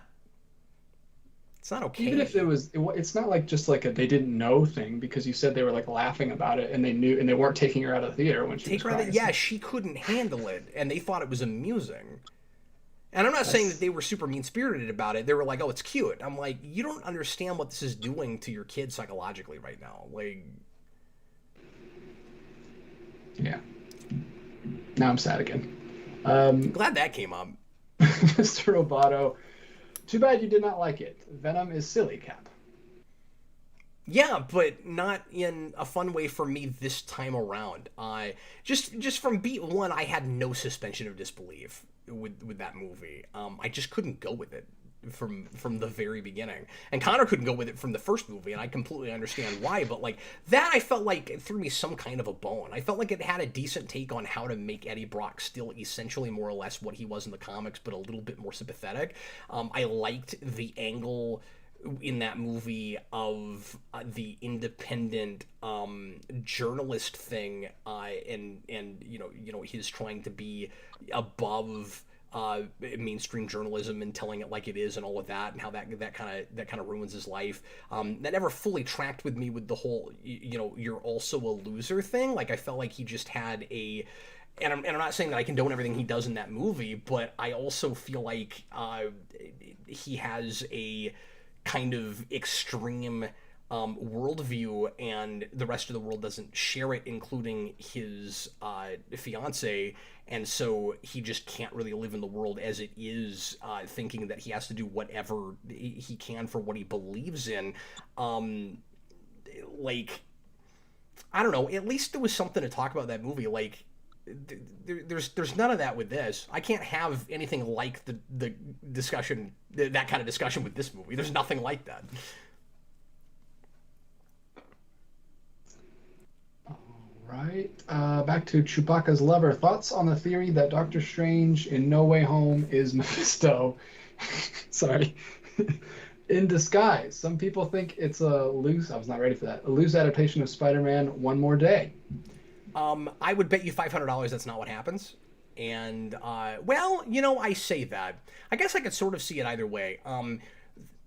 MCU tends to take ideas and snippets from other stories and adapt them in unrelated things, and that seems to be what's going on here. I'll be real shocked if it's, we're actually doing a backdoor adaptation of One More Day, and at the end you'll find out that it's Mephisto and it really is just straight up One More Day. Yeah, that would surprise me, and not necessarily in a good way. I don't think they should do that, but I say that there's been a character reveal with the bad guy in the first two movies, like halfway or 2/3 of the way through, and so I guess it's possible that could be the one for this one, right? Because, I mean, like, in the first movie, you've got, Vulture is actually the love interest's father, and then with the second one, it's not really a shock to anybody, I guess, but, our bad guy's not really a good guy. He is, in fact, the bad guy. And then I guess it could be the guy that we thought was the mentor this time turns out to be the bad guy. I guess they could be doing that. But one of the reasons I'm skeptical of that, even as a notion, is all I'm hearing right now with every MCU project is, I bet it's Mephisto. Yeah, that's why I'm so sick of that. Every single project, the internet is like, it's Mephisto. I'm not laughing at you, Chewbacca's lover, or your question. I just, every time Mephisto comes up now, I just laugh, because it's just all everyone's talking. Earlier in the comments, somebody said, I heard a rumor that my left shoe is Mephisto. That was going through my head. And then you know what'll happen when Mephisto finally shows up? You'll have all these people that have guessed it 55 times and been wrong. They're like, I knew it all along. It was Mephisto all along. She's getting a TV show, apparently, maybe. Oh, really? Agatha? Yeah, I don't care about that, by the way. If anybody's asking about that, that's okay. But that's being developed as a possible project. Is it a prequel to the witch, the evil witch lady? I bet it is, right? I bet it is a prequel. I don't know. They're hush hush about it. All right. They don't want to ruin anything for the Agatha show. Bob the Hun. When I was a kid, I wanted to watch Smallville, but my parents wouldn't let me. You should thank them. Now I'm grown up, and I've never seen it, but you make it sound awful. Now you've grown up and you're okay. Yeah, I've always said I have. That's good parenting. I've always said I have a love-hate relationship with that show. That's true of some of the earlier stuff. It gets progressively worse, and I mean, there's some okay things here and there later on. But by and large, it's just an absolute train wreck that keeps reinventing itself, poorly, and retconning itself entirely. And I mean, name one other show where half the series takes place in a different place as the name of the show. Like, it doesn't happen. show is that way. It's great. Nearly half the show is that way. It's great. Yeah, I don't know what to add to that, but I don't know. Enter at your own risk, I guess, is all I can say. I don't think you'll like it as an adult or like now with the sensibilities of all the superhero stuff we have now. I don't think you'll like it as much as you would have if you had seen it in the early 2000s. You might enjoy watching it while I'm losing brain cells if you want to watch it along with me, but that's not me trying to increase view count and get you to watch it. But I'm just saying, like, if you have fun watching my videos and you ever want to watch that show, that could be the way to get through it. I don't know. That show was like first starting off when I was in elementary school, and I didn't even know it was a superhero. I didn't even know it was a Superman show. I would just see advertisements of it on like buses or something, and it was just some teen heartthrob guy with his shirt off standing in a cornfield. I was like, I don't know what that is. With a big ass on it, with the Superman ass on it. But when I saw the Superman S logo, I'm like, why does he have a Superman logo on? Are they just trying to like? Does this guy just like Superman or something? He's a big fan, just like Shaq. Shaq. Exactly, DJ. Yeah, but it wasn't until like years later when I found out it was actually a Superman show. That's it's how not much though. He's every other kind of superhero before he's Superman. He's the red blue blur, and then he has like a black coat, and he's like a different alias, and then he finally becomes Superman at the very end. And his tattoo says "Man of Tomorrow" on it. What? TH1, Captain Logan of Geekvolution. Hi. Oh, he's calling you by your That's ominous, really. moniker there. You've been chosen. Captain Logan of Geekvolution. This is the voice of God. He says, thoughts on the What If finale. Also, I'm heading to bed. Great show tonight, guys. Well, I always appreciate him keeping us in the loop. Hope you popped in later on to find out my 30-second answer to your question. Wasn't the worst thing ever. I think the setup was a great deal better than the payoff. I legitimately enjoyed the first part of the two-parter.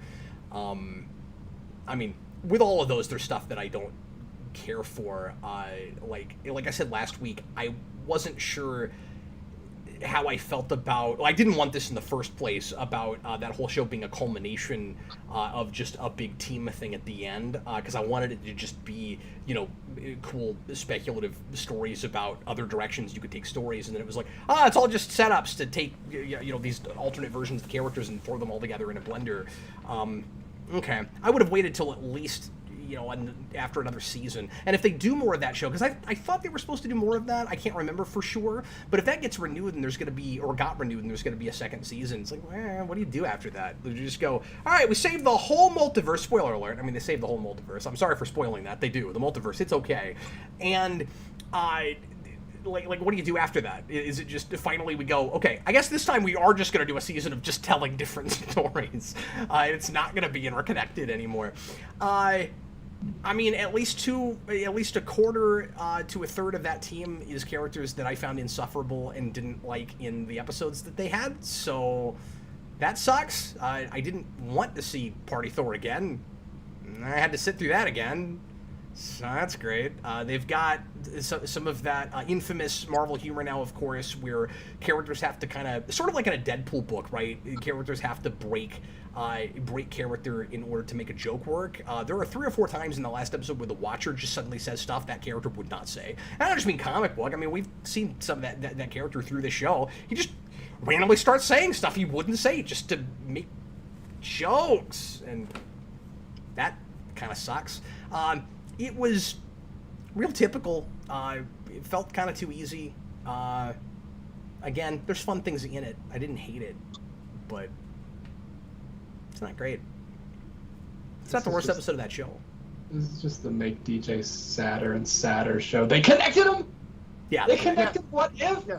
Oh, I hate multiverses. Why? Yeah, and I'm sorry for spoiling that, but... no, I don't want to watch it now. Thank you. I would be so mad if I got there. I mean, that was in the trailer. There's been a bunch of advertisement about it. I didn't feel like I was playing dirty pool to anybody saying that. That's the one thing it's literally supposed to be. Oh, God. You mean the What If show wanted to be anything other than a What If show? Say it's not so.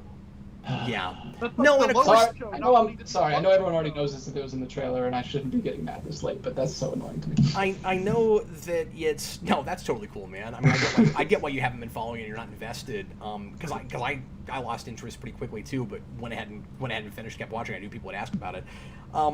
But it's even worse than that. Like they get obviously really big for their britches. They're all about the fan service. They know. I mean, they know a lot of their mainstream audience now, and like I'm not trying to throw anybody under the bus for the things that they're enjoying. If that's your bag and you like that everything's got to be connected all the time, like I'm glad that's there for you. It's not my thing anymore. They're not making this stuff for me anymore, and sometimes it's close enough that I'm enjoying it. There are a couple episodes of that show that are pretty comic booky, and that I enjoyed more than the rest of it. I liked the Doctor Strange episode quite a bit, and he's still in character and decent in that last episode. I do have that big problem of why does it have to be those 6, and that is never answered. Even the characters that are brought there to do a specific thing. There's a bazillion other people in the multiverse. And why couldn't it have been any other Thor? Why did it have to be that Thor? He doesn't do anything but hammer stuff. It could have been any version of that character. It didn't need to be the one that is most likely to make you fail. Cap. The Watcher foresaw it all. So shut up. Don't ask questions. Oh, sorry. I'm sorry for being critical. Well, no, you see, it's a team, and they need to have a comic relief. Besides everyone being the comic relief, they need to have one who's the comic relief too, and that's Thor. So Connor, if you want me to not ask questions and not be critical at all, what are you doing here? why are you on this channel? I don't know. Like, yeah, no, I did not like any episode of What If except for one. I liked the Doctor Strange episode. It's good. It's not great, but it's good. No, it's not great. It has a wizard battle that goes on for way too long. And you know what? I like how that solemn, solid, simple morality play really, inside this one show, a show that took the moral of it and said for its last 2 episodes, forget about it. Yeah. That's like, that's exactly what they did. Yep. They tried tying everything up in a bow at the end, and it completely it's called What If the Watcher Broke His Oath. I don't know what that oath is. I don't read What If comics. They don't explain what the consequence of breaking that oath is. They don't. No. Black Widow, you got to go here now. Zombie. It all ties it all up together. And in their defense, they do tell. They don't. I don't think, if memory serves, call it an oath. Maybe they do. They do tell us he's got one rule. And it is the rule in the comics. He's not supposed to interfere. And he, in that second to last episode, is like, well, I have to, or we're going to lose the entire multiverse, which is fair. And so he goes ahead and intervenes. And then at the end of this, there's a character that he talks to who wants him to intervene in their universe, and he says, no, I can't do that any farther than I have. That was just about saving the multiverse. What else was I supposed to do? But you're right. There's not really a satisfying answer to that question as a moral dilemma, because it's not actually that interested in that. Well, and then here's the thing: like they have Baby's first meta commentary moment, which is fine. Yeah. I totally agree with that. This is a show for a younger audience, so they do have like you're just like a viewer of a television show watching our episode. You say that, and I don't know if that's what I don't know if they're intending this for a younger audience or not. Okay, that's fair. But the thing is, and then the Watcher says, you know what, I can't interfere. I'm lying. Who gives a crap? This is what yeah, you get to go into your new home and you get to enjoy your new friends. All right, deuces, bye. And then he takes off. And I don't know what the consequences of I don't know. Why is Killmonger on this team? Well, because every team needs to have a wild card, and the Watcher foresaw it all. Yeah. So that's why he's here. But again, even if that's the case, he could have picked any other wild card. It was only him because he got an episode. And it was only any of them because they got episodes. That's all it was. But back to something DJ was asking earlier. DJ, it's even worse than all of that, because not only is it all connected, and was it never just a series of vignettes in the first place, I mean, none of the vignettes is just a vignette. Even when you think maybe they are, there's a couple episodes that there's not a member of a team from. You're like, oh, where are those? Are they going to use it? Yeah, they do. They ultimately do something with every episode. But even worse than that, it was revealed recently that yesterday, sometime earlier in the week, it was revealed recently that there was supposed to be a spin-off of one of, I thought, the worst episodes of the season, where Star-Lord T'Challa was supposed to get his own show, and it's only not happening because Chadwick Boseman passed away. So now I'm like, okay, so they are going to do more of that stuff, though, right? Like, they will spin things off, and there's been a lot of speculation that they're going to bring in at least Strange Supreme in the live-action movies. And Connor, I bet you money that happens. Apparently, Captain Carter is supposed to show up in one of them as well. I had heard that, yeah. That's the worst episode of the season, in my opinion. That was the worst one. Oh wow, I don't agree with that, but we can talk at some point. I don't really know why that bothered you as much as it did. The writing in that T'Challa episode, man, I don't know how you could put much else above that besides how impossible a slog Party Thor was. Party Thor was not as annoying as I thought it would be, only because the show for an animated series is nowhere near animated enough to be entertaining. But the thing, though, is with oh crap, what was it again? But with this last episode, I will give it this, though, as an action showcase, it was fine. Yeah, like they put some thought and effort into how these people's powers go together and how they would all fight, and that stuff was fine. Kind of cool. Like, there's some payoffs that don't really make any thematic sense, but I still say the Watcher Ultron fight in the previous episode is really solid. It's really cool. It's really cool. Just in how it's storyboarded. I mean, there's some nice animation in there. Like, I agree. I think this last episode is probably the best animated of all of them too. There's some cool effects, like when Doctor Strange is doing stuff and the way, like, the different parts of his face start to appear, and I thought that was pretty cool. I will appreciate that more on a second watch. I had that thing where I was so uninvested in the climax, I kept looking away from the screen and finding myself wanting to work on other things while I was looking at it. It goes on way too long. I will agree with you there. But anyway. Hey, DJ, could you tell us how many more Super Chats we have left?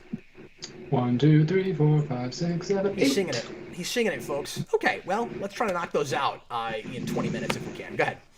All right, Bob Behind, you've mentioned having a fascination with prison for some reason. Yeah, I have. A little bit of judgment there. You should check out HBO's For some Oz. reason. He says you should check out HBO's Oz. J.K. Simmons is a scary, evil neo-Nazi, and Michael from Lost is in it. He was in it before The Matrix. Ooh, I'm interested in that. Yeah, I had heard of that show, but I didn't know who was in it. I didn't know much about that. So now I'm more curious to check that out. Yeah.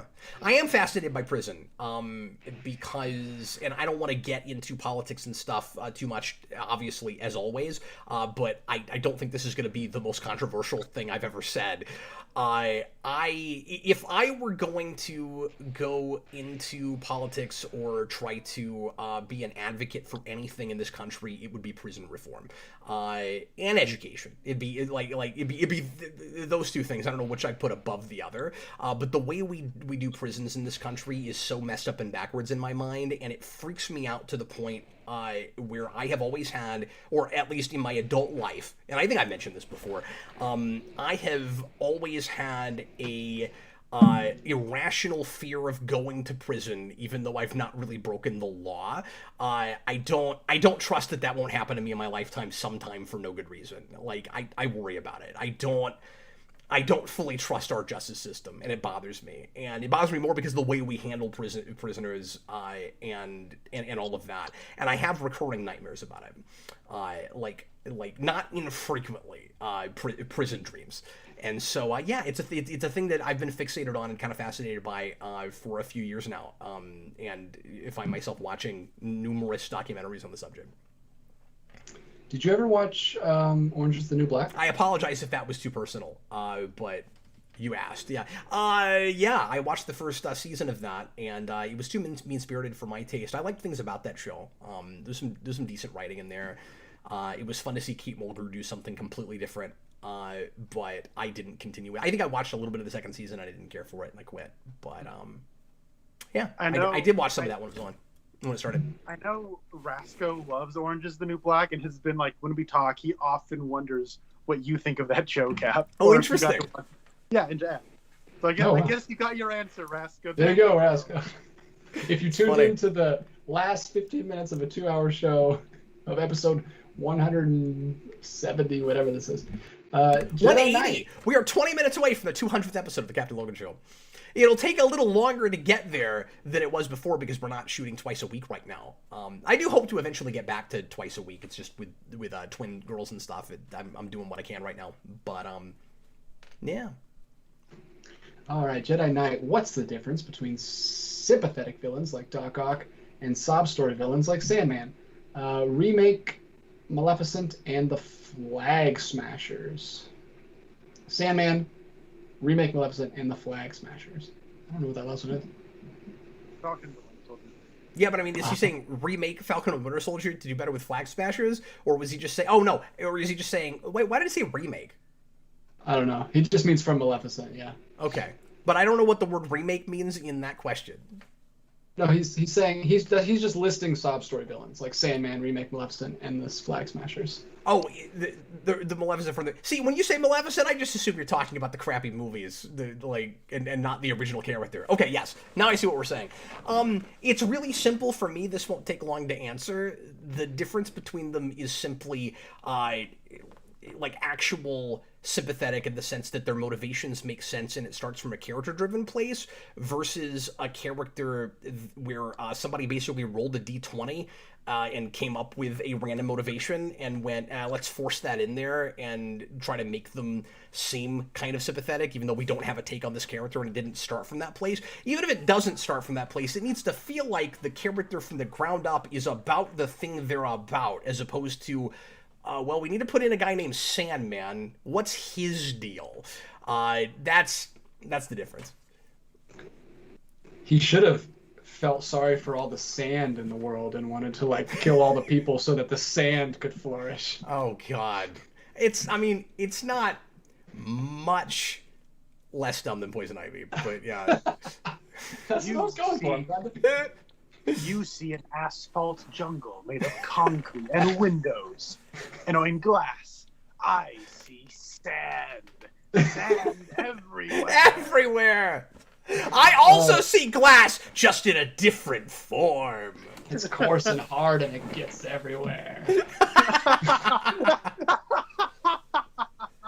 saw Attack of the Clones, and if he wanted revenge on the Earth, he was like, I hate Christians, and I'll give you sand. Oh my God, that's a fan film just waiting to happen. It is. Anakin Skywalker versus the Sandman. But yeah, the difference is emotional manipulation. That's the answer. Oh, righty-roo.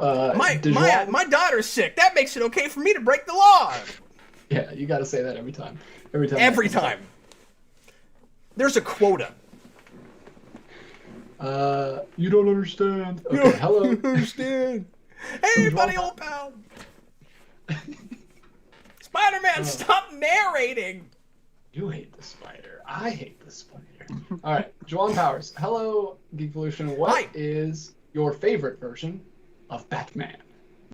I have many favorite versions. AKA the hardest question Cap has ever had to answer. Sure, I mean, I'm sure I've been asked this before. It kind of depends on what level, right?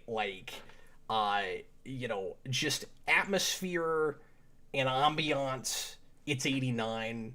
Then, story and character-wise, it's animated series, and also, 90s No Man's Land era Batman. And I guess Arkham is in there. Arkham is a slightly different take, but all those things are very interconnected and related to me. So that is cheating, but I can't put any of those things above the others as far as the characterization of the character goes. And then as a totally different thing, I guess on the parody level it's Adam West, but that's a whole other ball of wax. So yeah, it's hard to put one of my favorites above the others because, as I always say, there's 150 different ways to do Batman, and so they're all so valid. I can't give you one answer. You know what? One second. I actually got something recently that might relate to this. Oh, Um, He's going to come out with a big Superman statue. Watch this. I actually do have a Darwin Cook Superman statue over there. Oh, cool. But actually, 0 Year. Oh, sweet. They put out It's All in One volume. Oh, nice. They did the thing. Now, yeah, so I guess as far as comic book goes, 0 Year Batman is like my Batman. I like it a lot. But as far as like extra media, I would say probably there are better versions or better movies and TV shows with this character, but I would say Adam West Batman is my favorite. Says our crowd, because nobody else I know says that. Except for like Wally Wingert. Like, nobody says that. I watched the 66 movie again recently. That movie is so funny. It rocks. It is so funny. They might be drinkers, Robin, but they are also human beings. They crash land, and the helicopter is just standing straight up, no problem. They crash land in a foam rubber convention, and Batman is totally full of crap, and he goes, "Indeed, I thought I saw that out of the corner of my eye." That's great. And the greatest answer to a riddle is in that movie. Sparrow with a machine gun. that show is so weird because it was trying to be funny, but it's been so much removed from that now that people think they're clever for finding it funny ironically because they think it's serious, and it's like, no. It was never serious. It was always a satire. And not just a comedy, but a satire. And I don't think that comes up enough, and I might oversell it a little bit as a satire, but I said this in the Rewind years ago when I did the top 10 on that. If you go back and you watch 60s Batman and starts with the original series together, they're doing weirdly similar things. One is a satire and one is science fiction, and both of them are using those things to couch stories in like humor and innuendo and morality play in the case of Star Trek, so that they can get the things they want to put on TV. Like, they're both doing the same thing, just in different genres. And yeah, 60s Batman is way smarter than anybody gives it credit for, because there's a lot of social commentary in that show, that especially in like the way people look at women then, and the drug movement, and like all kinds of stuff. There's not a lot of better treatises on just what was happening in the 60s than that show, and people do not give it credit for that, and it drives me crazy. Even a lot of people that like it just still write it off as just like a funny Batman parody. There's more going on in that show than that. There just is. Yes. Bob the Hun, what you saw wasn't real. It was that What Would You Do TV show, and they were all actors. Also, any updates on Chuck Dixon? His Spawn story is great. Not yet. I have not gotten around to looking at any of that. I don't know what the first part of that message means. Is he talking about What If? And he's talking about your theater experience. I thought maybe that's where he was going with that. Oh, yeah, that show where they like do things to make people angry and see if they'll speak out, and like, but you couldn't do that with a 3-year-old. I don't think that 3-year-old was acting. That was the best child actor I've ever seen if she was acting. Part of why it hurts my feelings. Very convincing.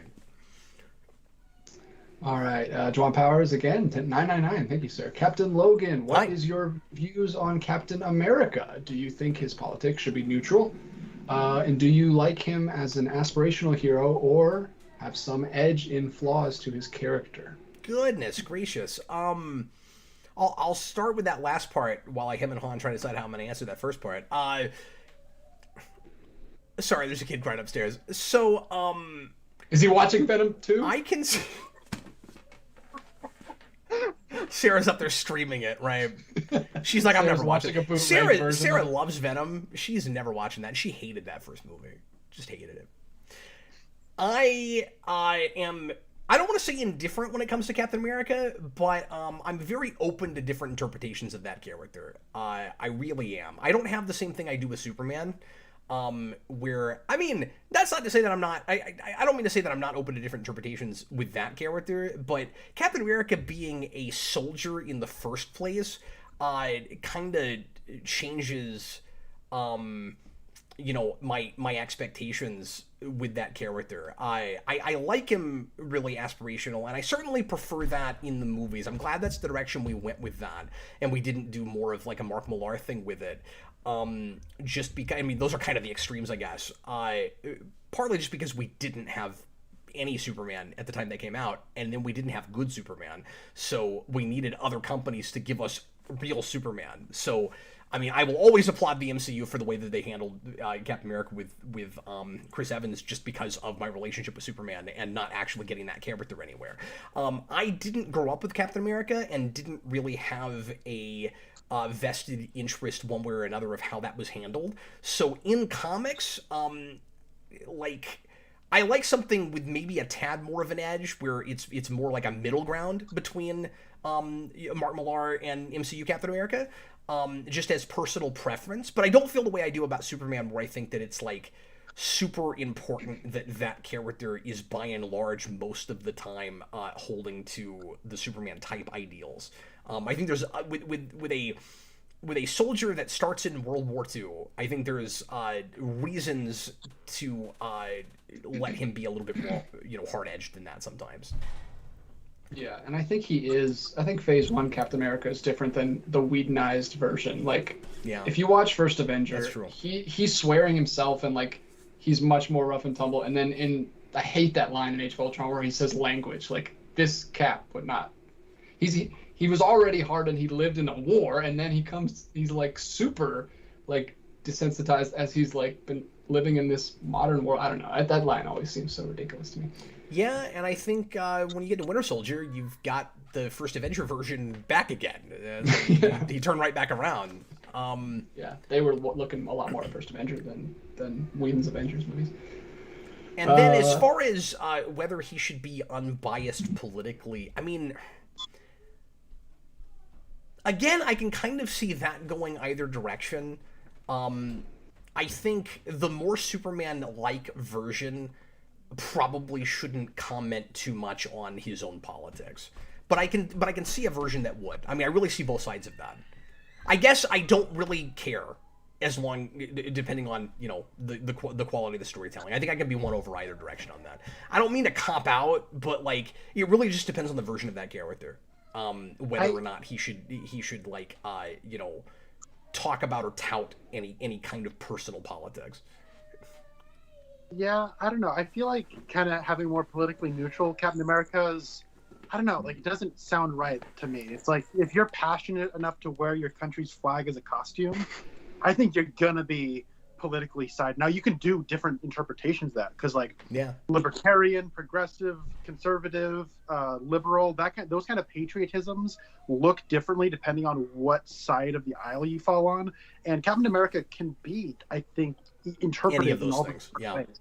So I don't know. I think I don't know. I think the idea of a politically motivated Captain America is a lot more interesting. Especially because his own politics would probably be a little different when he comes back after he's been in this world for a little bit than how he lived. That would be interesting. Anyway. Absolutely. Yeah. That was a great answer, Connor. Yeah, it was cool. Chewbacca's lover, $10. I only asked about Mephisto being strange because of how irresponsible / out of character he seems to be acting / willing to help Peter, no questions asked, and MJ losing memory like in One More Day. So two things. I just don't put that past MCU. That is still Doctor Strange. I just don't put that past them. And secondly, we've not seen the movie yet, so there could be some context surrounding it where it to some degree wins us over past the footage that we've seen so far. I mean, speculation is fun. I never want to make too many assumptions about character motivations based on a trailer. Maybe Cumberbatch was on set, like Ruffalo saying, "Are we ruining this character?" And they're like, "Nah." It's funny. Lucas Green. And then he's given the last page of the script at the end of the shoot. Oh, I was Mephisto all along. Oh, yeah. Oh, yeah. Well, you can go that way, too, with Far From Home. Pardon the background noise on my end, guys. Hey, we've only got about 5 minutes left in the show. DJ, how many more Super Chats do you see? Only 2, sir. Only 2. Let's go ahead and knock those out. Go ahead. All right, Lucas Green. You want to see a better developed version of Eddie? Then look no further than Spectacular Spider-Man. His whole arc to Venom earns the quote, "We're Venom." It's just really sad to me that so many other media have handled that character decently well. And I it really, and I know I say this for a lot of stuff, but I feel more about it with this than I have even some other things I've said this about. That, especially that second Venom movie, the I guess we're doing Carnage now movie, it's CW's Carnage. It's CW's Venom. Like, that's what you would expect, the Legends of Tomorrow writers to give you. And I hate to say this, it breaks my heart. I guess Tom Hardy should go write for those people. He'd be great. It makes me cry. It's really sad. But as far as Spectacular goes, I've only seen a little bit of that arc. I never finished season 2. I got to get back to that. Or is that season 2? I don't even remember now. Maybe it's 1 and I did finish it. It's been too long. I'm going to finally do a review on that show at some point. I just haven't gotten there yet. So anyway, with what I remember seeing of that, I agree with you. But I mean, even 90s Spider-Man did it better than Spider-Man 3 or the Venom movie. So, And the last one isn't really a question. Bob the Hunt, $5. I don't know if I agree with you on the subject, but the show Oz seems to line up with your opinion. It reminded me of you, and I think you'd appreciate it. Oh, thanks. If I really want to get depressed more about prison, I will totally take a look at that. Well, everybody, thanks a lot for watching. I hope you had a good time. Connor, thanks for being here for the whole 2 hours, man. Hey, thanks for having me. I had a great time. I know you got places to be, and you got to get up early to go see DJ. So you guys have a good time tomorrow, and I hope that goes great. And I hope you have a good plane trip. And everybody, stick around if you are a patron or if you want to become a patron, because we're going to head on over right now in about 10-15 minutes and do some After Dark. We're just going to do a discussion show tonight on several topics. We each brought something, and then we've got some pre-written topics from the patrons. You can come live and ask some things. If we've got time, we will answer some stuff. And I'll be there. DJ is going to be there. Brandon just arrived, and Austin will be there for part of it. I don't want to go much longer than an hour tonight because I've got some editing to do, but we will hang out with you for at least an hour, as we always do. If you're not currently a patron and you want to come hang out with us, we do this twice a month. I promised at least once a month right now, with as crazy as my life is, but I'm going to try to keep to twice, and that's the plan right now. Patreon.com/Geekvolution. $2 tier gets you there, just the bottom tier, and you can come hang out with us, and you can also watch the show after the fact if you can't make it live. Pop in, will ya? Come hang out with us. In the meantime, I was Captain Logan. We had DJ of the Martinez's. As is me. And we had Connor of the Nielsen family. Ciao, everybody. We will see you again real soon. Bye, folks.